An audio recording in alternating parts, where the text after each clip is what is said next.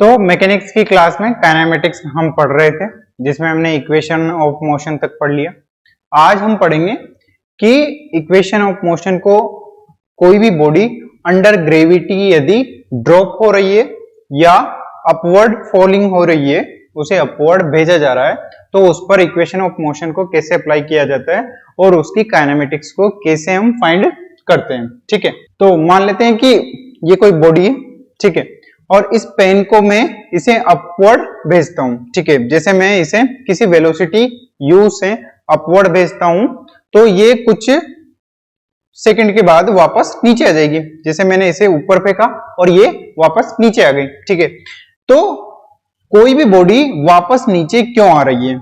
तो क्योंकि उस बॉडी का मास है और मास और दूसरा मास है अर्थ का, तो दो मास के बीच में हमें क्या फोर्स लगता है? ग्रेविटेशन फोर्स लगता है, और ग्रेविटेशन फोर्स जो लगा रहा है वो ग्रेविटी लगा रही है। ठीक है, तो ग्रेविटी का एक एक्सेलरेशन है जिसे हम किससे डिनोट करते हैं? जी से डिनोट करते हैं। ठीक है, कि कोई भी मास जो इस अर्थ सरफेस से अगर बाहर जाने की कोशिश करता है तो अर्थ की जो ग्रेविटी है उसे अपनी ओर खींचने का प्रयास करती है। ठीक है, तो कोई भी बॉडी या कोई भी मास हो, यदि वो अर्थ की सरफेस से बाहर जाता है तो ग्रेविटेशन फोर्स उसे अपनी ओर अट्रैक्ट करता है। तो इसका मतलब है कि ग्रेविटेशन का जो एक्सेलरेशन है वो ऑलवेज कैसे होगा? Towards the centre of the earth, यानी कि जो ग्रेविटेशन फोर्स है वो ऑलवेज उसकी डायरेक्शन क्या होगी? ऑलवेज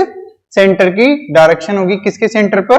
अर्थ के सेंटर पर की डायरेक्शन में होगी। ठीक है, तो यहां से हम शुरुआत करते हैं मोशन अंडर ग्रेविटी। ठीक है, तो मोशन अंडर ग्रेविटी में क्या है कि एक्सेलरेशन प्रोड्यूस हो रहा है, ठीक है, in the body by the force of gravity. Gravity के फोर्स के कारण एक्सेलरेशन हो रहा है, और जो ग्रेविटी का जो एक्सेलरेशन है वो पूरी अर्थ पर क्या होगा? कांस्टेंट होगा, और कांस्टेंट है तो वहां पर हम क्या लगा सकते हैं? इक्वेशन ऑफ मोशन लगा सकते हैं। ठीक है, तो called acceleration of due to gravity. ठीक है, कि ग्रेविटी के कारण किसी भी बॉडी पर एक्सेलरेशन लग रहा है, उसे क्या कह रहे हैं हम? Acceleration due to gravity.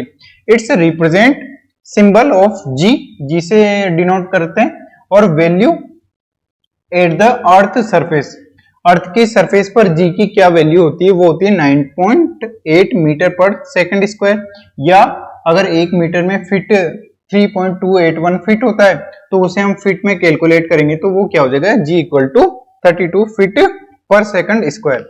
और ये 9.8 है, इसे हम सिंप्लिसिटी के लिए यूज करते हैं 10 मीटर पर सेकंड स्क्वायर। ठीक है, अगर क्वेश्चन में हमें जी की वैल्यू दे रखी है तो हमें वही वैल्यू पुट करनी है।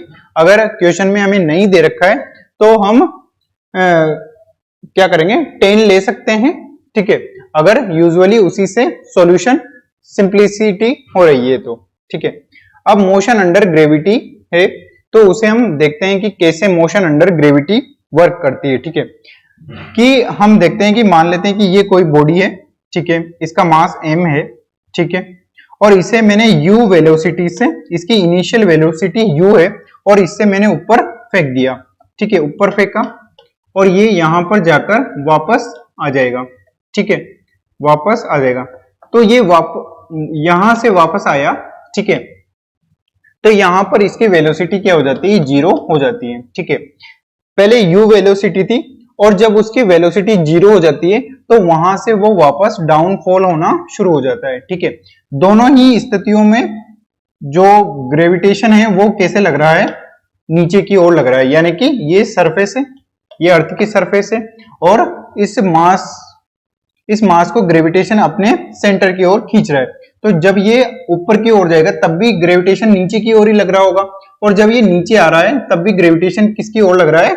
जी की ओर लग रहा है।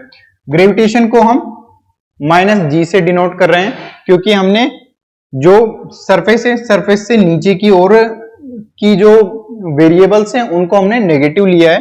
ठीक है, और सरफेस से इस पॉइंट से ऊपर की ओर जाने वाले वेरिएबल्स को हम पॉजिटिव लेंगे, तो u को हम क्या ले लेंगे? पॉजिटिव प्लस q ले लेंगे।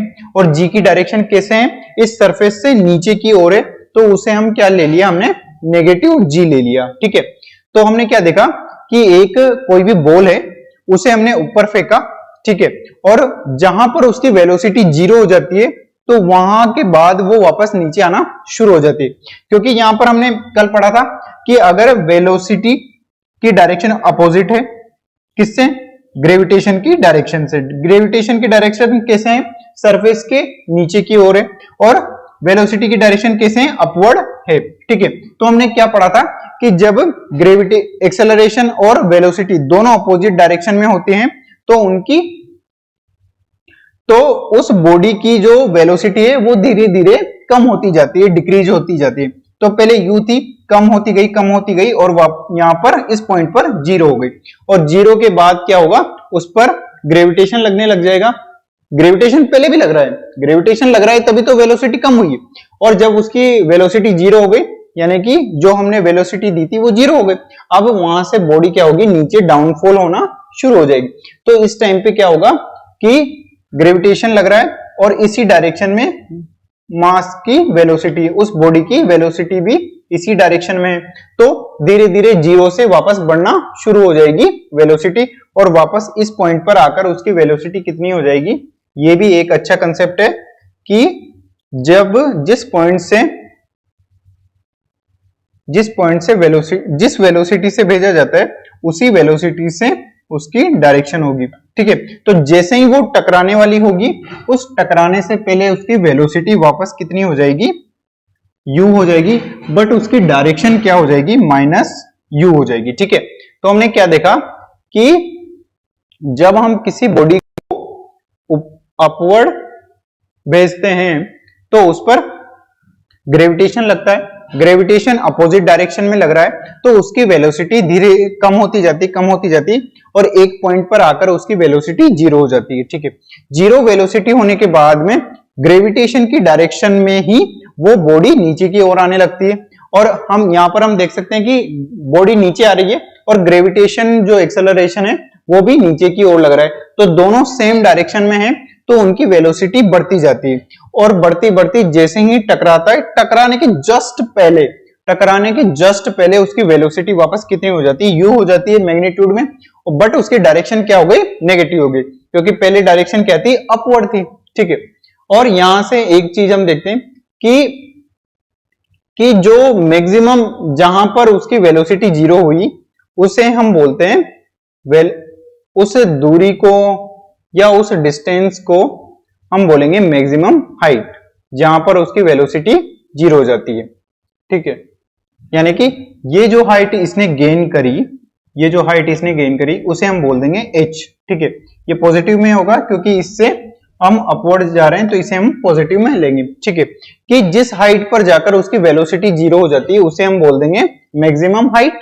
ठीक है, और इसमें लिया गया टाइम, यानी कि मैक्सिमम हाइट को गेन करने में लिया गया टाइम को हम बोल देंगे t1। ठीक है, यानी कि ऊपर जाने में t1 टाइम लगा, और नीचे आने में भी आप देखेंगे कि जितना वो ऊपर जाने के लिए चल रहा है, ये बॉडी h हाइट तक चल रही है।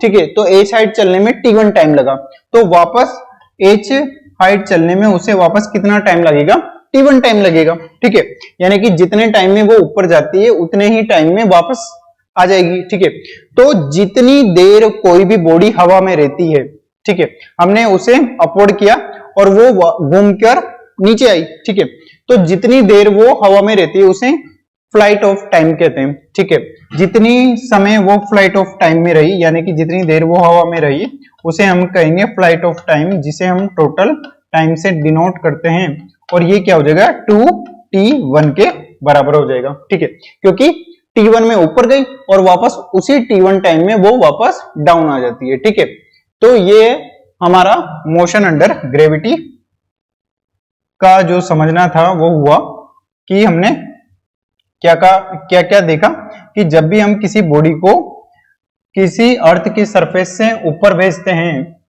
तो जिस वेलोसिटी से वो ऊपर जा रही है उसके अपोजिट डायरेक्शन में एक्सेलरेशन लग रहा है, तो उससे क्या होगा, उसकी वेलोसिटी कम होती चली जाएगी और एक पॉइंट पर आकर उसकी वेलोसिटी 0 हो जाएगी। जिस पॉइंट पर उसकी वेलोसिटी 0 हो जाती है उस पॉइंट तक जो बॉडी ने डिस्टेंस ट्रेवल की है उसे हम मैक्सिमम हाइट h बोल रहे हैं, और उस h के बाद ग्रेविटेशन के अंडर में बॉडी मोशन करना शुरू कर देती है। ठीक है, तो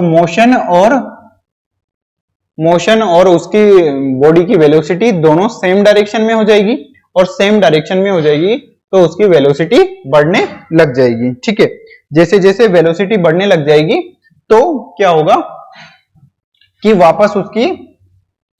वापस वो उतनी ही स्पीड गेन कर लेगा जस्ट टकराने से पहले जितनी वेलोसिटी से उससे भेजा गया था।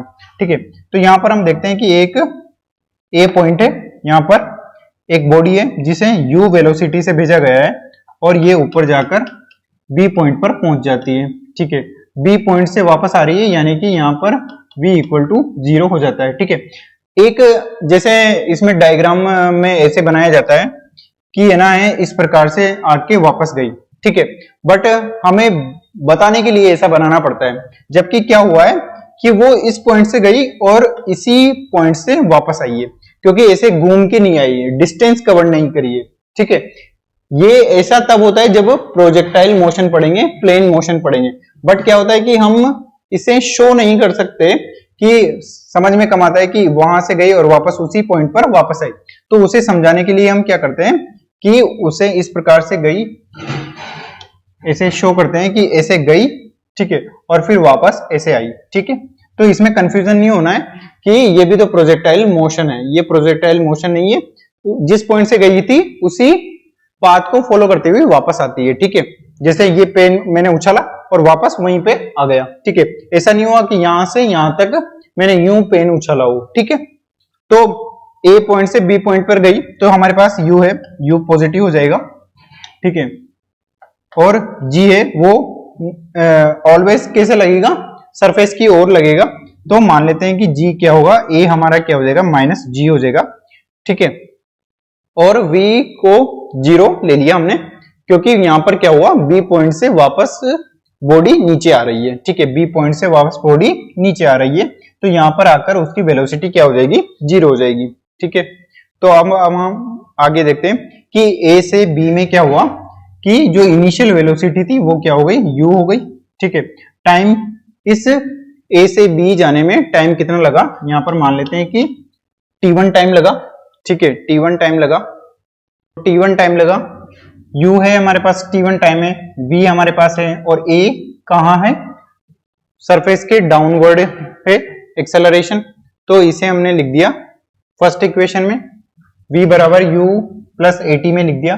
तो v क्या है, 0 है, u क्या है, u है, a क्या है, माइनस g है, और t क्या है, t1 है। तो t1 हमारे पास आ गया u अपॉन g। ठीक है, और जो मैक्सिमम हाइट थी जहां पर हमारे पास क्या 0 हो गया, वेलोसिटी 0 हो गई, तो उसे हमने क्या लिया, उसे हमने h हाइट ले ली। इसे हमने क्या बताया कि ये h हाइट है, तो हाइट को भी फाइंड कर सकते हैं कि s बराबर क्या हो जाएगा, प्लस h हो गया। ठीक है, तो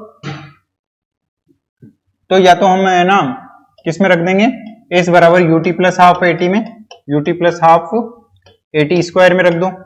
ठीक है, या फिर हमने क्या किया, v square equal to u square plus 2as, इसमें क्या है, t भी अननोन है। ठीक है, t अननोन है तो हमें पता नहीं है t, हालांकि हमने फाइंड किया है, ये लगाने के बाद हम ये लगाएंगे। ठीक है, या फिर हम डायरेक्ट निकालना चाहें तो v हमारे पास है 0, u हमारे पास है ही सही, और 2a ये है हमारे पास, s को हमने h लिख दिया। ठीक है, s को हमने क्या लिख दिया, h लिख दिया। तो h को यहां से फाइंड करेंगे तो क्या आया हमारे पास, u स्क्वायर अपॉन 2g। ठीक है, तो यहां से टाइम ऑफ फ्लाइट क्या है कि जितनी देर वो हवा में रहती है, एक t1 तो वो टाइम है जिसमें वो ऊपर गई, एक t1 वो टाइम है जिसमें वो वापस आए, तो t टोटल क्या हो जाएगा, t1 प्लस t2। तो t1 क्या था, t1 था हमारे पास u अपॉन g, तो वापस दूसरा t1 क्या हो जाएगा, दूसरा t1 क्या हो जाएगा, वापस सेम हो जाएगा, तो u अपॉन जी प्लस u अपॉन जी। ठीक है, u अपॉन जी, तो ये क्या हो जाएगा, 2u अपॉन जी। ठीक है, तो यहां से हम देख सकते हैं कि ये क्या हो जाएगा, 2u अपॉन जी, टोटल टाइम फ्लाइट, यानी कि फ्लाइट का कितना टाइम है, कितनी देर वो हवा में रहा, वो टोटल टाइम ऑफ फ्लाइट है। ठीक है, मैक्सिमम हाइट, इसी को तो हम क्या बोल रहे हैं, मैक्सिमम हाइट बोल रहे हैं कि वो कितनी ऊंचाई तक ऊपर गया जहां पर उसकी वेलोसिटी 0 हुई। तो यही तो हमने फाइंड किया है कि h इक्वल टू क्या है, u स्क्वायर अपॉन 2g। ठीक है, और t1 अपॉन t2 को हमने क्या लिखा, u अपॉन g। या इससे भी हम फाइंड कर सकते हैं, कैसे फाइंड कर सकते हैं, ये आपने कैसे लिख दिया, under root 2h upon g। तो यहाँ पर क्या लिख दो आप, अंडर रूट 2h की जगह पे मैं ये लिख देता हूँ u स्क्वायर अपॉन 2g, और यहाँ पर क्या है, पहले से g है तो 2 से 2 कट गया, और ये क्या आ गया, u square upon g square का अंडर रूट, तो ये वापस क्या आ गया, u अपॉन g। अगर हमारे पास हाइट है तो वहां से भी हम टाइम निकाल सकते हैं, जो कि क्या हो जाएगा t1, और t2 क्या है, t1 t2 वो टाइम है जिसमें वापस आया है, यहाँ पर t2 लिखा गया है, या मैं इसे लिख दूं कि ये भी क्या है, t1 है जो कि डाउनवर्ड का टाइम है। ठीक है, t1 t2 इक्वल टू क्या हुआ, under root 2h upon g या u अपॉन g। ठीक है, यहां पर हम क्या लिख रहे हैं कि टोटल टाइम को मैंने क्या लिखा, t1 प्लस t2 लिखा, तो मान लेते हैं इसको t2 लिख देते हैं। ठीक है, यानी कि t1 वो टाइम है जिसमें ऊपर गए, t2 वो टाइम है जिसमें नीचे है, बट दोनों टाइम क्या है, सेम है। ठीक है, तो तभी तो क्या होगा, u अपॉन g हो गया, और u अपॉन g हो गया, 2u अपॉन g हो गया। ठीक है, सिर्फ नोटेशन है, आपको याद रखना है, क्या याद रखना है कि वो टाइम जिसमें ऊपर गई वो भी क्या है, t1 है, और वो टाइम जिसमें नीचे आई वो भी क्या है, t2 टाइम है, बट दोनों टाइम क्या है, सेम है, और दोनों टाइम का जो एडिशन है वो टाइम ऑफ फ्लाइट है, कि इतनी देर वो बॉडी है वो हवा में रही है। ठीक है, तो यहां से अब हम क्वेश्चन करना शुरू करते हैं। ठीक है, अब हमने क्या देख लिया कि ग्रेविटेशन के अंडर कैसे इक्वेशन ऑफ मोशन फाइंड करते हैं। उसमें हमारे पास क्या क्या लगभग दिया होगा कि एक तो वो वेलोसिटी दी गई होगी जिससे उसे अपवर्ड भेजा जा रहा है या उसे डाउनफॉल किया जा रहा है। ठीक है, और हमारे पास ग्रेविटेशन एक्सेलरेशन की वैल्यू हमें हमेशा पता होगी कि वो क्या होगी, -g होगी। ठीक है, और हमसे क्या फाइंड करवाएगा ज्यादा से ज्यादा, या तो टाइम ऑफ फ्लाइट फाइंड कर दो, या वन साइड का टाइम फाइंड कर दो, या तो t1 फाइंड कर दो या t2 फाइंड कर दो आप, या फिर हाइट फाइंड कर दो कि कितनी हाइट पर जाकर वेलोसिटी 0 हुई।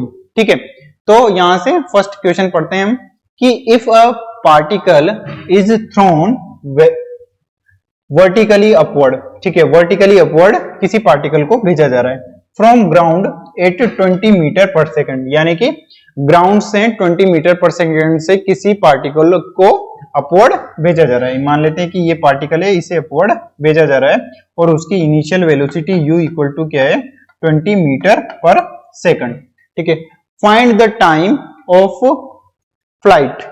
फ्लाइट का टाइम बताना है हमें, एनी मैक्सिमम हाइट रीच्ड, कि आपको कब बताना है, कि आपको टाइम बताना है जब वो क्या कहां पहुंच जाए, मैक्सिमम हाइट पर पहुंच जाए, तो आप उसका टाइम बताइए।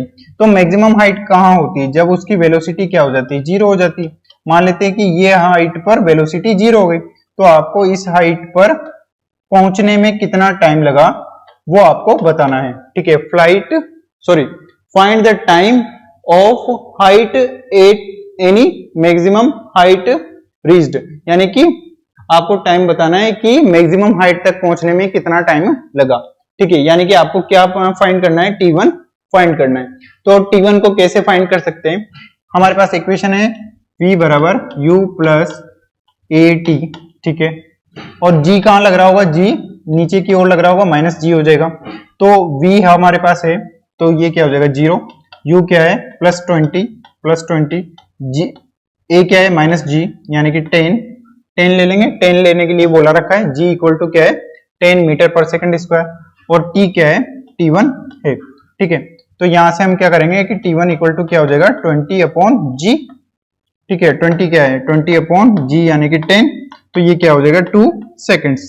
ठीक है, तो टाइम हमारे पास आ गया कि u से v इक्वल टू 0 होने में t1 टाइम लग रहा है, ये आपने फाइंड कर दिया सर। ठीक है, बट इसमें आपने मैक्सिमम हाइट को तो कहीं यूज ही नहीं लिया। ठीक है, मैक्सिमम हाइट को भी यूज में लेकर हम कर सकते हैं, बट क्वेश्चन थोड़ा लेंदी होगा। ठीक है, कि हमें पहले तो क्या करना होगा, हमें हाइट फाइंड करनी होगी और फिर उस हाइट को गेन करने के लिए कितना टाइम लगेगा। सर आपने ये इक्वेशन कैसे लगा दी, इसको कैसे लगा दिया आपने? तो जैसे ही u से v वेलोसिटी हो गई, तो u से v वेलोसिटी कितने टाइम में हुई? एक्सेलरेशन से रिलेशन है टाइम का कि t1 टाइम के बाद अगर इक्वेशन ऑफ मोशन, इस इक्वेशन ऑफ मोशन का मतलब क्या है कि इनिशियल वेलोसिटी u है और t1 r और उस पर एक्सेलरेशन a लग रहा है, तो t1 टाइम के बाद उसकी वेलोसिटी v हो जाती है, ठीक है। और वेलोसिटी तो हमने क्या लिखा कि t1 टाइम के बाद उसकी वेलोसिटी 0 हो जाती है, यानी कि h हाइट पर पहुंच चुका है, ठीक है। t1 टाइम के बाद h हाइट पर या मैक्सिमम हाइट पर पहुंचता है तो उसकी वेलोसिटी 0 हो जाती है। तो वही तो हमने किया कि जब उसकी इनिशियल वेलोसिटी 20 थी और उस पर ग्रेविटेशन एक्सेलरेशन लग रहा था, तो t1 टाइम के बाद उसकी वेलोसिटी 0 हो जाती है और t1 टाइम हमें पता नहीं था, तो t1 टाइम हमारे पास फाइंड हो गया, ठीक है। या फिर हम अगर मैक्सिमम वेलोसिटी से करना चाहें, मैक्सिमम हाइट फाइंड करके करना चाहें, तो क्या कर सकते हैं कि क्या करेंगे कि v स्क्वायर, दो इक्वेशन हमारे पास है, v square equal to u square plus 2as, और दूसरी इक्वेशन है हमारे पास s equal to ut plus half at square, ठीक है। तो यहां से हम देख सकते हैं कि हमारे पास v है, u है, a है, s नहीं है। s क्या है? h है, तो v को लिखते हैं 0, u को लिखते हैं 20 का स्क्वायर, ठीक है, प्लस 2, g क्या है? -10 है, ठीक है, -10 लिख दिया। s क्या है? हमारे पास h है जो कि हाइट है, ठीक है। तो यहां से हाइट फाइंड कर लेते हैं, तो हाइट h बराबर क्या हो जाएगा? 20 का स्क्वायर अपॉन क्या हो जाएगा? 20, ठीक है। 20 से 2 कट गया तो हमारे पास आ गया प्लस का 20, ठीक है। तो हमारे पास हाइट आ गई। ये क्या है? मैक्सिमम हाइट है जहां पर जाकर वेलोसिटी 0 हो रही है, ठीक है। तो h हमने फाइंड कर लिया, ये हमारे पास मैक्सिमम हाइट आ गई। तो s क्या है? h है, तो यहां पर लिख देंगे प्लस 20, u क्या है? 20 है, ठीक है, प्लस में ही है, और t हमें पता नहीं है, ये t क्या है? t1 है, ठीक है, प्लस 1/2, ठीक है। g a क्या है? माइनस का g है, ठीक है, और ये क्या है? t1 का स्क्वायर, ठीक है। यानी कि 20 मीटर की हाइट तक पहुंचने में t1 टाइम लग रहा है, ठीक है। तो यहां से t1 को फाइंड करते हैं, ये क्या हो जाएगा? 40, 2 को मैंने इधर मल्टीप्लाई कर दिया, 2, ये हो जाएगा 40 t1 प्लस हो जाएगा, सॉरी माइनस है, माइनस 10 t1 का स्क्वायर, ठीक है। तो यहां से मैं क्या कर सकता हूं इसे? 4 equal to 4 t1 minus t1 का स्क्वायर। तो इसे मैं क्या लिख सकता हूं? t1 का square minus 4 t1 equal to ये हो जाएगा प्लस का 4 इक्वल टू 0, ठीक है। इक्वेशन किया है, इसको मैं इधर लिया है और माइनस को मैंने हटा दिया, ठीक है, या इसको सारे को मैं इधर ले गया और ये हमारे पास इक्वेशन आ गई। तो यहां से मैं इसके फैक्टर कर लूंगा, तो ये हो जाएगा minus two T one plus 4, ठीक है, मल्टीप्लाई करने पर ये आना चाहिए 4 और एडिशन करने पर क्या आना चाहिए? 4 आना चाहिए। तो t1 क्या हो गया? t1 माइनस 2, ठीक है, माइनस 2 बार निकाला तो t1 माइनस 2, ठीक है। तो हमारे पास क्या इक्वेशन आ गई? माइनस का 2, ठीक है, t1 निकाला, माइनस का 2 निकाला तो माइनस का 2, ठीक है, माइनस का 2 आया, ठीक है, सही है ना। प्लस किया तो 2t1, ठीक है, 2t1 है ना। देख लेना भाई, क्वेश्चन गलत नहीं होना चाहिए। ये क्या हो गया? t1 माइनस का 2 कॉमन लिया तो 4 t1 बच गया इसमें से, और ये हो गया माइनस का 2। तो ये यहां से क्या आ गया कि हमारे पास दोनों जो वैल्यूज हैं वो क्या है? t1 इक्वल टू 2 सेकेंड्स, ठीक है, यानी कि t1 की क्या वैल्यू है? t1 की वैल्यू है 2 सेकेंड्स, ठीक है, और यही हमारे पास आया था, ठीक है। t1 की क्या वैल्यू आई थी हमारे पास? 2 सेकेंड्स। या तो हम इसे डायरेक्ट करें, बट ये समझने वाली बात है कि हमने जो t1 लगाया है वो कहां से कहां तक को डिनोट कर रहा है? वो वहां तक को डिनोट कर रहा है कि पहले initial velocity 20 metre per second थी और t1 टाइम में वो वेलोसिटी जीरो हो गई है, तो t1 टाइम ही हमें फाइंड करना है, क्योंकि वेलोसिटी जीरो कहां होगी, मैक्सिमम हाइट पर होगी। ठीक है, तो यहां से हमने दो तरीके से हमने क्वेश्चन को सॉल्व किया है।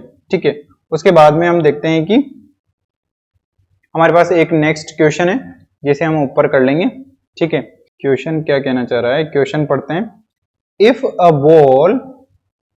Ball is thrown up with 30 metre per second from ground. ठीक है, ग्राउंड से 30 मीटर पर सेकेंड से भेजा जाता है किसी भी बॉल को। ठीक है, a ball is thrown up with 30 metre per second from the ground, यानी कि ग्राउंड से उसे कोई बॉल है उसे अपवर्ड भेजा जा रहा है, यानी कि u इक्वल टू क्या है, प्लस 30 मीटर पर सेकेंड। ठीक है, what would be it's displacement. ठीक है, डिस्प्लेसमेंट इन अ 4 सेकेंड। ठीक है, and distance travelled by in this duration, यानी कि एक तो हमें बताना है कि डिस्प्लेसमेंट कितना हुआ, ठीक है, और एक डिस्टेंस कितनी हुई है। ठीक है, हम जानते हैं कि डिस्टेंस और डिस्प्लेसमेंट में अंतर होता है, किसी भी इनिशियल और फाइनल पॉइंट के बीच की तो क्या होता है, डिस्प्लेसमेंट होता है, और किसी भी बॉडी ने जो पूरा पाथ फॉलो किया है उस पूरे पाथ की जो लंबाई होती है वो हमारे पास क्या होती है, डिस्टेंस होती है। ठीक है, तो 4 सेकेंड में टी टाइम, हमें कोई टाइम टी है वो हमें दिया गया है कि 4 सेकेंड में आप बताइए कि डिस्प्लेसमेंट कितना हुआ और कितनी डिस्टेंस हुई। ठीक है, तो हमने देखा है कि अगर कोई भी बॉडी है, ठीक है, क्वेश्चन हटा दें। ठीक है, कोई भी बॉडी है और हम जानते हैं कि अगर उसे भेजा जा रहा है ऊपर तो वो नीचे आती है। ठीक है, उसे ऊपर भेजा जा रहा है तो वो कुछ समय बाद नीचे आती है, यानी कि मैंने किसी बॉडी को भेजा तो वो ऊपर गई और वो जहां पर वेलोसिटी जीरो हो जाएगी वहां से वापस आएगी। ठीक है, तो अगर वो उसी पॉइंट पर वापस आ गई, ठीक है, माना कि मैंने ए से भेजा और वापस ए पर ही आ गई, तो उसका डिस्प्लेसमेंट क्या हो गया, जीरो हो गया, और उसकी डिस्टेंस क्या हो जाएगी, एक बार तो h, ठीक है, और वापस उसने h डिस्टेंस तय करी तो उसकी डिस्टेंस क्या हो जाएगी, 2h हो जाएगी। ठीक है, क्योंकि डिस्प्लेसमेंट क्या होता है, इनिशियल पॉइंट और फाइनल पॉइंट, अगर वो इनिशियल पॉइंट से चली और फाइनल पॉइंट पर वापस उसी पॉइंट पर आ गई तो इनिशियल पॉइंट और फाइनल पॉइंट दोनों सेम हो गए और दोनों के पॉइंट के बीच की डिस्टेंस क्या हो गई, जीरो हो गए। ये मैंने सिर्फ दिखाने के लिए बताया, क्योंकि बॉडी कैसे गई, ये ऐसे गई और वापस ऐसे वापस आ गई, उसी पॉइंट पर वापस आ गई। ठीक है, तो क्या हुआ कि जिस पॉइंट से चली उसी पॉइंट पर आ गई तो दोनों पॉइंट्स के बीच की डिस्टेंस क्या हो गई, जीरो हो गई, और डिस्टेंस क्या हो जाएगी कि पहले उसने h हाइट तय करी, फिर उसके बाद में वापस उसने नीचे आने के लिए वापस उसने h हाइट फॉलो करी, तो h प्लस h क्या हो गया, 2h हो गया। ठीक है, अब अगर मान लेते हैं कि कोई बॉडी ऐसी डिस्टेंस करती है, ठीक है, कि कोई बॉडी ऊपर गई, ठीक है, ऊपर गई और क्या हुआ, और वो कुछ समय के बाद हमें फाइंड करना है। तो सबसे पहले तो हमें ये फाइंड करना होगा कि कितने टाइम में वो मैक्सिमम हाइट फाइंड कर लेता है। ठीक है, मान लेते हैं कि ये ऊपर गया, इस बॉडी को हमने v वेलोसिटी से ऊपर भेजा, v वेलोसिटी से ऊपर भेजा, ठीक है, और ये क्या होता है कि इसकी वेलोसिटी यहां पर जीरो हो जाती है, ये हो जाती है u वेलोसिटी, ठीक है, और वापस नीचे आ जाती है। ठीक है, तो हमें सबसे पहले तो टाइम फाइंड करना होगा कि टाइम कितने टाइम में ये h वेलोसिटी फाइंड करती है। अगर उसने h वेलोसिटी, अगर इस t1 टाइम में वो h वेलोसिटी ही h डिस्टेंस ही फाइंड करता है तो हमारा डिस्प्लेसमेंट कितना हो जाएगा, डिस्प्लेसमेंट हो जाएगा h और डिस्टेंस भी कितनी हो जाएगी, h। ठीक है, क्योंकि इनिशियल पॉइंट क्या है a और फाइनल पॉइंट क्या बन जाएगा, b। ठीक है, अगर t1 टाइम किसके बराबर है, t1 टाइम वो टाइम है जिसमें वो मैक्सिमम हाइट गेन करता है। ठीक है, अगर t1 टाइम, और यहां पर भी क्या लगता था कि वापस आने में भी t1 टाइम लगता था। ठीक है, अगर t1 टाइम से ज्यादा टाइम है, t1 टाइम से ज्यादा टाइम है तो वो बॉडी क्या कर रही होगी, वापस आ रही होगी, यानी कि वो बॉडी अगर टाइम t1 टाइम से, t टाइम जो है t1 टाइम से ज्यादा है, इसका मतलब है कि वो बॉडी का वेलोसिटी जीरो हो गई और वो बॉडी कहां पर आ गई, इस पॉइंट पर आ गई। ठीक है, ठीक है। तो यहां से मान लेते हैं कि अब उसका बी पॉइंट क्या हो गया, उसका बी पॉइंट यहां पर हो गया। ठीक है, बी पॉइंट यहां पर हो गया। ठीक है, बी पॉइंट यहां पर हो गया। तो उसके द्वारा जो डिस्टेंस डिस्प्लेसमेंट है वो क्या हो जाएगा, इन दोनों पॉइंट के बीच की सीधी दूरी। ठीक है, दोनों पॉइंट के बीच की सीधी दूरी मान लेते हैं कि ये x है। तो जो डिस्प्लेसमेंट है वो तो क्या हो गया, फाइनल पॉइंट और इनिशियल पॉइंट के बीच की डिस्टेंस या पाथ की लंबाई। ठीक है, और जो डिस्टेंस है वो क्या हो जाएगा कि वो हो जाएगा h प्लस ये दूरी। ठीक है, क्योंकि पाथ फॉलो कितना किया जा रहा है, डिस्प्लेसमेंट होता है फाइनल पॉइंट और इनिशियल पॉइंट के बीच की सीधी दूरी। तो फाइनल पॉइंट क्या है b और इनिशियल पॉइंट क्या है a, तो इनके बीच की दूरी तो क्या होगी, डिस्प्लेसमेंट। जो तो हम किससे फाइंड कर सकते हैं, प्लस हाफ स्क्वायर से, क्योंकि वहां पर हमें a डिस्प्लेसमेंट होता है। ठीक है, और की और फिर b dash b dash b से b डैश, और उसने फाइंड कि पहले तो वो h डिस्टेंस, फिर उसके बाद में मान लेते हैं कि ये y है, ये y है, तो इसे हम लिख देंगे कि x प्लस वाई डिस्टेंस हो जाएगी हमारे पास, x प्लस वाई डिस्टेंस हो जाएगी। ठीक है, तो क्या हमने देखा कि डिस्प्लेसमेंट होता है किसी भी इनिशियल पॉइंट और फाइनल पॉइंट के बीच की डिस्टेंस, और डिस्टेंस होता है उस बॉडी के द्वारा कितना पाथ फॉलो किया गया है, उस पाथ की जो लेंथ है वो हम डिस्टेंस में लेते हैं। ठीक है, तो हमने क्या देखा कि हमने देखा कि डिस्प्लेसमेंट क्या है और डिस्टेंस क्या है। अगर बॉडी ने इनिशियल पॉइंट से, इनिशियल जिस पॉइंट से चली थी उसी पॉइंट पर वापस पहुंच गई तो उसका डिस्प्लेसमेंट 0 हो जाएगा और उसकी डिस्टेंस क्या हो जाएगी, 2h हो जाएगी। और अगर वो t1 टाइम में h डिस्टेंस फॉलो कर रही है, ठीक है, और हमें दिया गया टाइम t1 टाइम से ज्यादा है, यानी कि वो ज्यादा देर तक हवा में है, ये हमें दे रखा है। ठीक है, तो हमें फाइंड करना पड़ेगा कि कितनी वो डिस्टेंस चली। ठीक है, और कितना उसने डिस्प्लेसमेंट फाइंड किया। ठीक है, तो हमें ग्राउंड पर क्या दे रखा है, 30 मीटर पर सेकेंड का टाइम दे रखा है। मान लेते हैं कि ये इसका बी पॉइंट है जहां पर उसकी वेलोसिटी क्या हो जाती है, 0 हो जाती है। ठीक है, यहाँ पर उसकी वेलोसिटी 0 हो जाती है।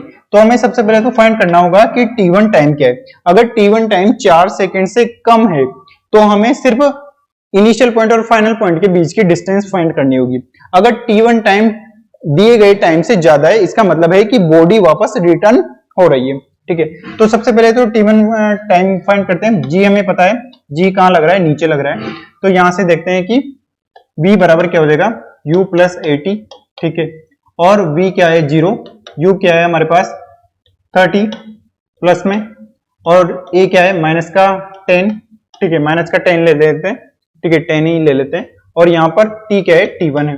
ठीक है, तो t1 क्या हो गया हमारे पास 30/10, जो कि क्या होगा 3 सेकेंड्स। 3 सेकेंड्स है, तो t1 क्या है, दिए गए टाइम जो 4 सेकेंड है उससे कम है।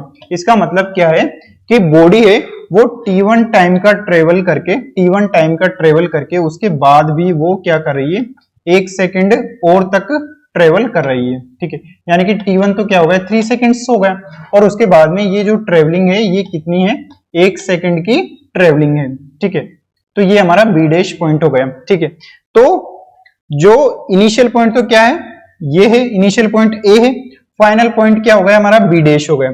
तो जब हम equation, second equation of motion लगाएंगे, s बराबर ut plus half at square, तो s हमें क्या देता है, डिस्प्लेसमेंट देता है। तो जैसे ही हम उसे लगाएंगे, ठीक है, तो यहां पर लगा देते हैं कि s equal to ut plus half at square, ut plus half at square. ठीक है, यहां पर t क्या लेंगे, यहां पर t हम लेंगे 4 सेकेंड।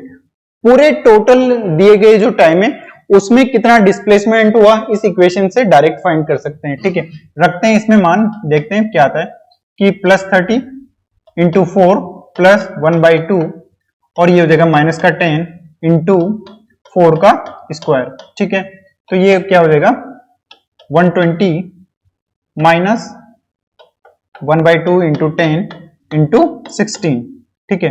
तो ये हो जाएगा 120 माइनस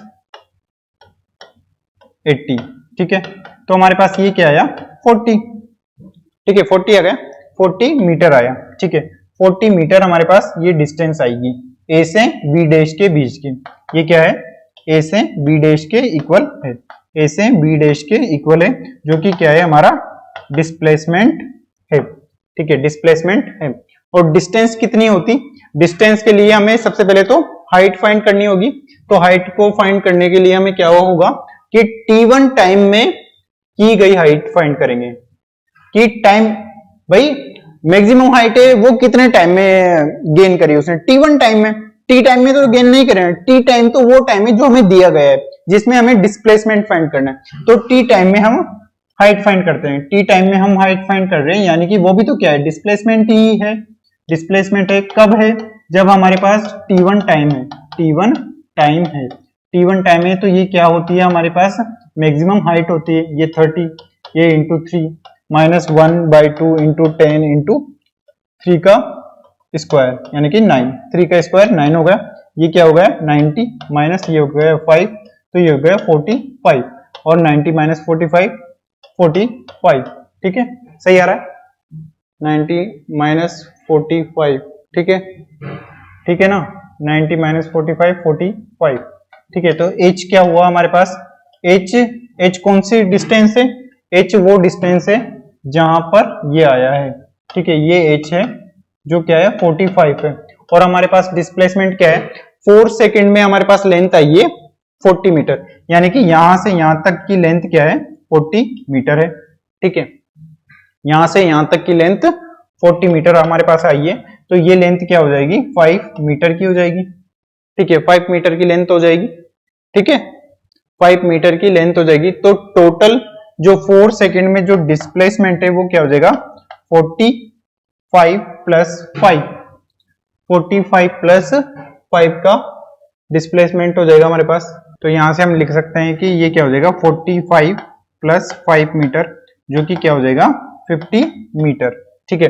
देखना कोई गलती तो नहीं है कि हमने क्या किया है, हमें क्या करना था, हमें करना था कि 4 सेकंड में आप क्या फाइंड करो कि डिस्प्लेसमेंट फाइंड करो, 4 सेकंड में हमें डिस्प्लेसमेंट फाइंड करना था। तो हमने क्या किया कि कोई भी बॉडी है उसे हमने अपवर्ड भेजा, ठीक है। हमने सबसे पहले फाइंड किया कि कितने टाइम में वो जीरो वेलोसिटी पर पहुंच जाती है या h हाइट पर पहुंच जाती है। अगर वो 4 सेकंड से कम टाइम है तो जो इनिशियल पॉइंट है और फाइनल पॉइंट है वो हमें पता चल जाएगा कि कहां होगा, ठीक है। यहां से हम देख सकते हैं कि हमने जब उसे 4 सेकंड में देखा तो 3 सेकंड में वो मैक्सिमम हाइट तक पहुंच गया, और 4 सेकंड का मतलब है कि वो कुछ दूरी और तय कर रहा है। तो इसका मतलब है कि जो मैक्सिमम हाइट गेन करने के बाद वो जो बॉडी है वो वापस आ रही है, ठीक है। 3 सेकंड में मैक्सिमम हाइट हो गई, बट हमें 4 सेकंड में फाइंड करना था, तो हमने देखा कि वो बॉडी वापस आ रही है। और डिस्प्लेसमेंट क्या होता है, डिस्प्लेसमेंट होता है इनिशियल पॉइंट और फाइनल पॉइंट के बीच की डिस्टेंस। तो हमने जैसे ही 4 सेकंड के लिए इक्वेशन ऑफ मोशन लगाई तो उससे हमारा डिस्प्लेसमेंट आ गया, ठीक है। कैलकुलेशन आप देख लेना, ठीक है। 4 सेकंड की लगाई तो 4 सेकंड में क्या डिस्प्लेसमेंट रहा कि बॉडी ए से बी डैश के बीच में है, ठीक है, उसका वैल्यू हमारे पास आ रहा है 40, ठीक है।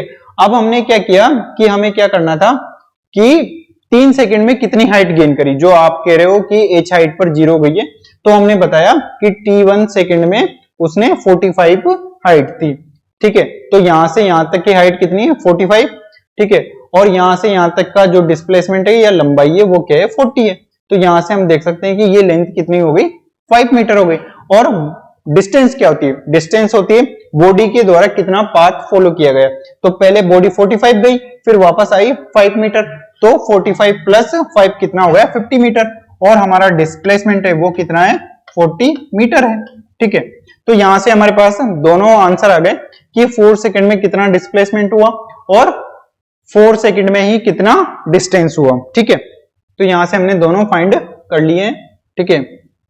और अब हम नेक्स्ट क्वेश्चन देखते हैं कि ए बॉडी है, ठीक है, a body is dropped from some height, and it reach the ground in a 4 second. ठीक है, फाइंड करना है, क्या फाइंड करना है? Height and velocity. ठीक है, हाइट एंड वेलोसिटी फाइंड करनी है कि find its height and velocity. A body is dropped down from some height and it reach the ground in a 4 second. Find the velocity and the height of the height find करनी है कि कितनी height से उसे भेजा जा रहा है, और आप फाइंड कीजिए कि कितनी वेलोसिटी हो जाएगी जब वो उस ग्राउंड को टच करना चाहिए। तो सबसे पहले बात आती है कि है ना, है जब आप किसी भी बॉडी को, मान लीजिए मैं इस प्रकार से ड्रॉप करता हूं, ठीक है, इस प्रकार से मैंने कोई भी बॉडी ड्रॉप करी, तो जब भी किसी बॉडी को ड्रॉप किया जाता है तो उसकी जो इनिशियल वेलोसिटी होती है वो 0 होती है, यानी कि u इक्वल टू क्या लेंगे हम? 0 लेंगे। जब भी किसी भी बॉडी को ड्रॉप किया जाएगा, कहीं से भी ड्रॉप कर रहे हैं, तो उसकी इनिशियल वेलोसिटी को 0 लिया जाता है। ठीक है, अब हम शुरू करते हैं। ठीक है, और जैसे ही मैंने मान लेते हैं कि ये हाइट है, ठीक है, और यहां से ये h हाइट है, और यहां से किसी बॉडी को मैंने ड्रॉप किया, ठीक है, तो इसकी इनिशियल वेलोसिटी मैंने क्या ले ली? 0।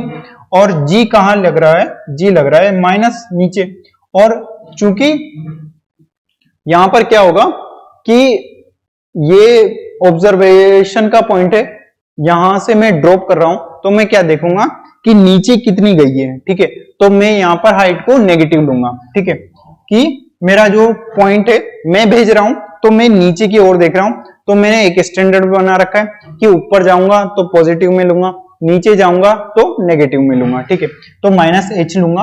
ठीक है, u हुआ, और हमें फाइंड करना है कि जैसे ही टच करती है तब आप वेलोसिटी बताओ, और कितनी हाइट है ये भी आप फाइंड करके हमें बताओ।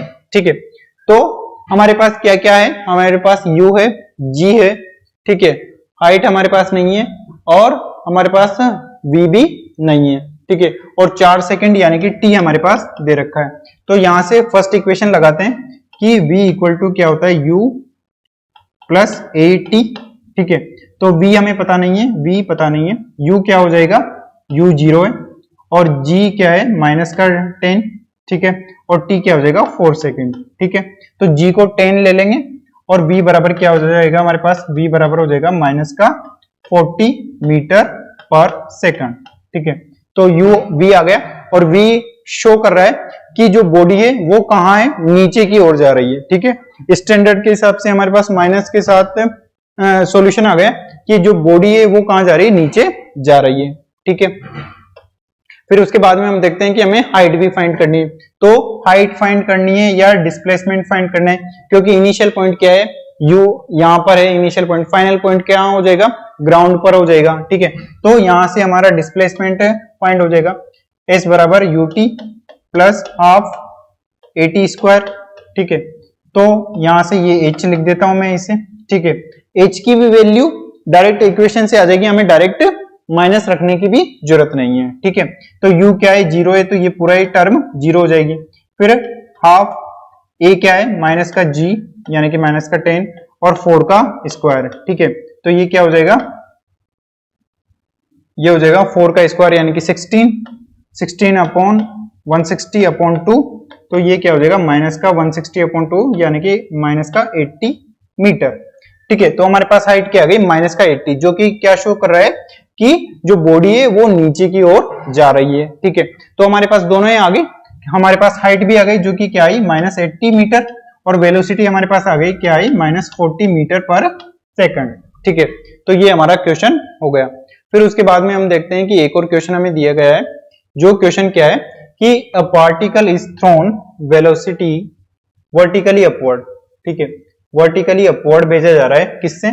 With velocity 10 metre per second from a 40 metre height building. ठीक है, find the time of flight of the particle. ठीक है, अब क्या कर रहे हैं हम? अलग अलग टाइप के क्वेश्चन लिए गए हैं। एक बार तो हमने नीचे से उसे अपवर्ड फेंका, एक बार क्या किया? हमने ड्रॉप डाउन किया, और एक बार हम कर रहे हैं कि एक हाइट पर बैठा हुआ है। ठीक है, यहां पर देखते हैं कि एक हाइट पर इस प्रकार से लेते हैं कि ये हाइट h है, ठीक है, हाइट h है, यहाँ पर कोई व्यक्ति बैठा हुआ है और इसने अपवर्डली किसी बॉल है उसे भेजा है और उसकी u हमें बताई गई है। तो u हमें बताई गई है, कितनी बताई है, 10 मीटर पर सेकेंड। अपवर्ड फेंक रहा है तो उसे हम क्या ले लेंगे, प्लस 10 मीटर पर सेकेंड ले लेंगे, ठीक है। तो कुछ टाइम के बाद ये ऊपर जाएगा और यहाँ पर उसकी वेलोसिटी क्या हो जाएगी, 0 हो जाएगी। जैसे ही 0 हो जाएगी तो वेलोसिटी नीचे आना, ये बॉडी नीचे आएगी और ये हो जाएगी वापस यहाँ पर पहुंच जाएगी, ठीक है। तो ये मान लेते हैं कि ये ए पॉइंट है, ये बी पॉइंट है और इसके जो लेवल का पॉइंट है वो सी पॉइंट है, ठीक है, और ये पॉइंट क्या है, डी पॉइंट है, ठीक है। तो यहां से यहां तक की हाइट तो कितनी हो गई, h हो गई, ठीक है, ठीक है। और फ्लाइट ऑफ टाइम फाइंड करना है, यानी कि कितनी देर हवा में रही। तो मैं बता सकता हूं कि यहां से पहले वो t1 टाइम में ऊपर जाती थी, जो हमने लिया था कि t1 टाइम में ऊपर गई, ठीक है, t2 टाइम में वापस नीचे आई, ठीक है, और t3 टाइम वो टाइम हो जाएगा जहां से वो h हाइट फाइंड करेगी, ठीक है। यानी कि पहले तो हम क्या फाइंड करते थे, पहले तो हम फाइंड करते थे कि t1 और t2 फाइंड करते थे कि जितने टाइम में वो ऊपर गई उतने टाइम में नीचे आ गए, पर उनका लेवल क्या होता था, सेम होता था। यानी कि हमें सिर्फ इतना सा ही दिया होता था कि यहां से अपवर्ड किया, अपवर्ड फेंका और उसी लेवल पर वापस आ गई। बट क्या हुआ, एच हाइट के लेवल से फेंकी गई है तो उसे एक्स्ट्रा टाइम और लगेगा। तो हमारे पास यहाँ पर 3 टाइम हो गए हैं, एक तो t1 जिसमें ऊपर गई, t2 जिसमें वो उस लेवल तक वापस आई और t3 वो है जिस हाइट से उसे फेंका जा रहा है, ठीक है। तो t1 और t2 तो क्या हो जाएगा, सेम हो जाएगा। तो हम यदि t1 फाइंड कर लेते हैं तो उसी के बराबर t2 हो जाएगा, क्योंकि हमने क्या देखा है कि अगर सेम लेवल से किसी बॉडी को फेंका जा रहा है तो जितने टाइम में ऊपर जाएगी उसी लेवल तक पहुंचने में उसे t2 टाइम लगेगा, जो कि दोनों सेम हो जाएंगे, ठीक है। तो t1 और t2 तो क्या हो जाएगा, सेम हो जाएगा और t3 हमें h डिस्टेंस के लिए फाइंड करना होगा, ठीक है। तो यहां से हम क्या देख सकते हैं कि t1 इक्वल टू t2 हो जाएगा और टोटल फ्लाइट का जो टाइम होगा वो क्या हो जाएगा, हमारे पास टोटल टाइम ऑफ फ्लाइट क्या हो जाएगा, टोटल टाइम ऑफ फ्लाइट हो जाएगा हमारे पास t1 plus t2 plus t3, ठीक है।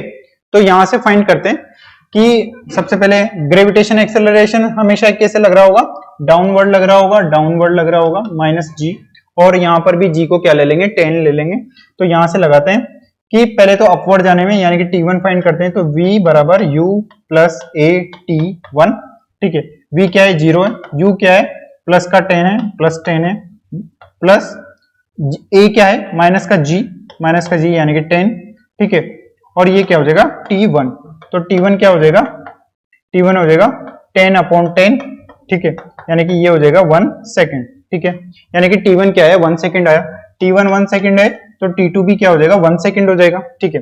अब t2 फाइंड करते हैं। t2 क्या है, t2 h हाइट को गेन करने में लगा गया टाइम है। तो h हाइट को गेन करने में टाइम लग रहा है और h हाइट क्या है, s से निकाल सकते हैं, s equal to ut plus half at square, ठीक है। यहाँ पर t क्या है, t3 है, ठीक है। बट हमारे पास s तो क्या हो जाएगा, h हो जाएगा, स्मॉल h, जिसका वैल्यू हमें दिया गया है, कितनी हाइट पर रखी है, 40 मीटर की हाइट पर रखी है, 40 मीटर की हाइट पर रखी है, ठीक है। तो h की वैल्यू तो हमारे पास हो जाएगी, t हमारे पास अननोन है, a g हो जाएगा, बट u कहां से लाएंगे हम, u कहां से लाएंगे, u वो डायरेक्शन है, यानी कि ये बॉडी नीचे जा रही है, ठीक है, ये बॉडी नीचे जा रही है तो ये इसका u होगा, ठीक है ना। इनिशियल वेलोसिटी कहां से ले रहे हैं भाई, यहां से नहीं ले रहे हैं हम, ठीक है, सी पॉइंट से नीचे जा रही है वो, यहां से तो अपवर्ड जा रही है, सी पॉइंट से नीचे जा रही है। हम सिर्फ ये टाइम फाइंड करना चाह रहे हैं, ये t3 टाइम है, ठीक है। तो हमने देखा था कि बॉडी जिस वेलोसिटी से ऊपर जाती है उस लेवल पर पहुंचने पर उसकी वेलोसिटी वही हो जाती है, बट उसकी डायरेक्शन क्या हो जाती है, अपोजिट हो जाती है। तो सी पॉइंट पे जो उसकी वेलोसिटी होगी वो हो जाएगी -10 मीटर पर सेकेंड, ठीक है। हमने क्या देखा कि जिस वेलोसिटी से किसी भी बॉडी को भेजा जाता है उसी लेवल पर आने पर उसकी वेलोसिटी वही हो जाती है, बट उसकी डायरेक्शन क्या हो जाती है, अपोजिट हो जाती है। ठीक है। तो ए पॉइंट से हमने उसे अपवर्ड भेजा था, बट सी पॉइंट पर वो वापस उसी लेवल पर आ गई है, तो सी पॉइंट पर उसकी वेलोसिटी का मैग्नीट्यूड तो वही हो जाएगा, बट उसकी डायरेक्शन क्या हो गई, डाउनवर्ड हो गई, ठीक है। तो इस इनिशियल वेलोसिटी से वो आगे की डिस्टेंस फाइंड करेगी, ठीक है। तो h हमारे पास हो गया, u क्या हो जाएगा माइनस का 10, ठीक है, और t3 है, ठीक है, प्लस 1/2 माइनस का 10, ठीक है, और t3 का स्क्वायर, ठीक है। h की वैल्यू क्या है 40, ठीक है, 40 माइनस का 10 t3, और ये हो जाएगा माइनस का 5 t3 का स्क्वायर, ठीक है, माइनस का 5 t3 का स्क्वायर, ठीक है। और जो डिस्टेंस है वो भी तो क्या है, वो भी तो डाउनवर्ड है, तो वो भी हमें क्या लेनी होगी, माइनस में लेनी होगी, क्योंकि ये हमारा क्या है, स्टैंडर्ड पॉइंट है। ऊपर जाते हैं तो पॉजिटिव लेते हैं, नीचे आते हैं तो नेगेटिव लेंगे, तो जो 40 मीटर की डिस्टेंस है उसे हम नेगेटिव लेंगे, ठीक है। अब इसे सॉल्व करते हैं कि क्या हो जाएगा, 5 से काट देते हैं तो ये हो जाएगा 8 इक्वल टू 2t3, और ये हो जाएगा प्लस का t3 का स्क्वायर, और ये हो जाएगा t3 का स्क्वायर, ठीक है, प्लस 2t3 माइनस का 8 इक्वल टू 0, ठीक है, माइनस का 8 इक्वल टू 0, और इसके फैक्टर करेंगे तो ये हो जाएंगे फैक्टर हमारे पास क्या फैक्टर हो जाएंगे कि मल्टीप्लाई करने पर 8 आए और माइनस करने पर 2 आ जाए, तो ये हो जाएंगे हमारे पास फैक्टर, क्या फैक्टर होंगे, क्या फैक्टर होंगे, देखो भाई क्या फैक्टर होंगे, 8 मल्टीप्लाई बाई 2, 8 मल्टीप्लाई बाई 2, ठीक है। फैक्टर से नहीं करते हैं तो डायरेक्ट निकाल लेंगे कि t इक्वल टू क्या लिख सकते हैं हम, श्रीधराचार्य विधि जो है वो लगा देते हैं, minus b plus minus b square minus 4ac by 2a, ठीक है, तो इसको लगा देते हैं हम, ठीक है। तो माइनस बी का मतलब है ये, तो minus 2 plus minus b square यानी कि बी इक्वल टू क्या है 2 है, ठीक है, a इक्वल टू क्या है यहाँ पर 1 है, c इक्वल टू क्या है यहाँ पर माइनस का 8 है, तो b का स्क्वायर करेंगे तो क्या हो जाएगा 4 माइनस माइनस प्लस हो जाएगा, ये 2ac है, तो 8 4 16, माइनस में कैसे आएगा, माइनस में कैसे आ सकते हैं, प्लस हो जाएगा ना, माइनस माइनस प्लस हो जाएगा, और ये हो जाएगा 4 इंटू 8 इजिकल टू 32, ठीक है, 32/2, a क्या है 1 है, तो मल्टीप्लाई किया तो 1 हो गया, ठीक है, तो माइनस का 2 प्लस माइनस ये हो जाएगा 36 का अंडर रूट 6, और ये हो जाएगा 2, ठीक है। कैलकुलेशन देख लेना, सही है ना, कैलकुलेशन सही है कि h को हमने माइनस में लिखा, ठीक है, h को हमने माइनस में लिखा क्योंकि हम डाउनवर्ड जा रहे हैं, u को हमने माइनस में लिखा क्योंकि हम डाउनवर्ड हैं, g को हमने माइनस में लिखा क्योंकि g हमेशा माइनस में, ठीक है।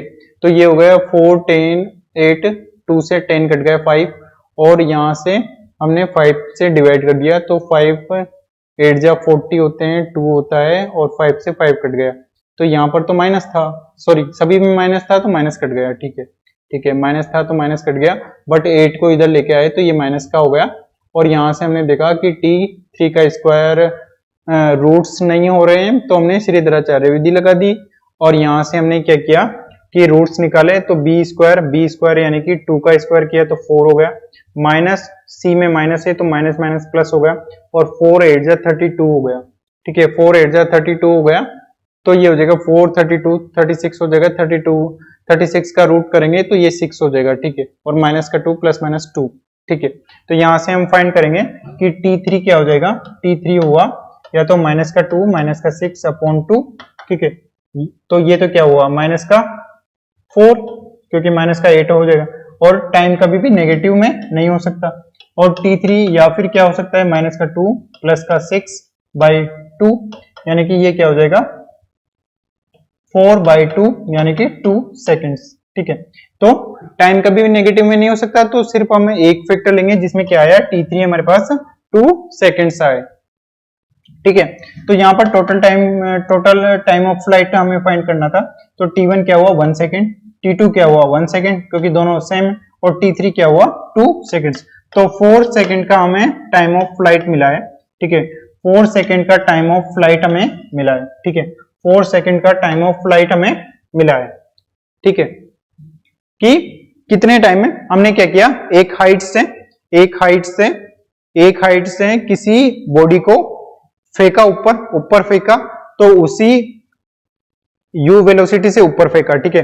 कुछ समय बाद उसकी वेलोसिटी 0 हो जाती है, ठीक है। तो वहां से 0 होने के बाद जब सेम लेवल में आएगी तो उसकी वेलोसिटी जिस वेलोसिटी से फेंका था उसी के बराबर हो जाएगी, बट उसकी डायरेक्शन चेंज हो जाएगी और उसकी डायरेक्शन कहां हो जाएगी, डाउनवर्ड डायरेक्शन हो गई।